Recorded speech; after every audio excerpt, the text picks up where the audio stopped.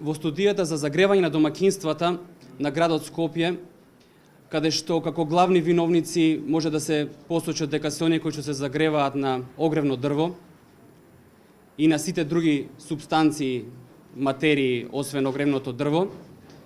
Препорачавме неколку мерки во таа студија, како краткорочни и долгорочни мерки. Најбрзо мерка која што може да се реализира, тоа е мерката за приклучување кон топлификацијскиот систем за грејење. Тоа е најбрзо мерка која што може да даде ефект.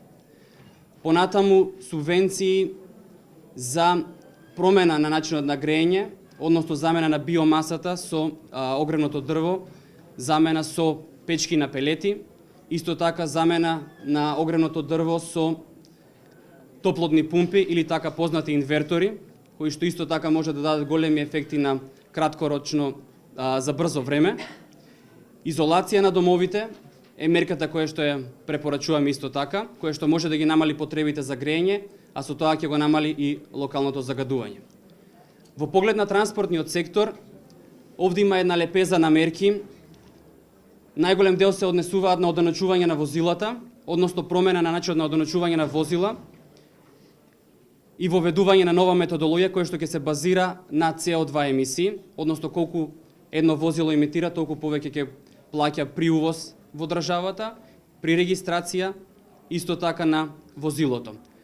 Понатаму, конкретно за градот Скопје, предвидуваме електрификација на градот Скопје до 2025 година, електрификација на такси возилата, значи 60% електрификација на такси возилата со електрични возила и останатите 40% со така наречени плагин електрични возила.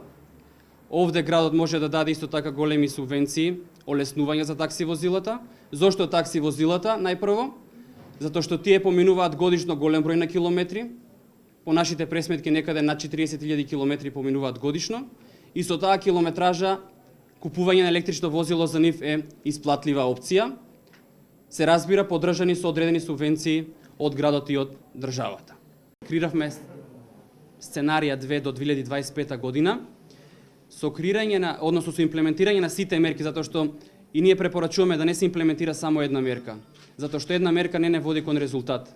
Ни требаат повеќе мерки, односно сите мерки кои што се предложени, за да може да се дојде до конечните резултати. Со примена на мерките во домакинствата сметаме дека може да дојде до намалување на 93% на PM емисиите кои што доаѓаат од секторот домакинства. Додека во транспортниот сектор овој процент е доста помал, некаде околу 20% намалување на PM од транспортниот сектор, меѓутоа како што реков, транспортниот сектор не е оној главниот кој што допринесува до PM емисиите, туку тоа се домакинствата.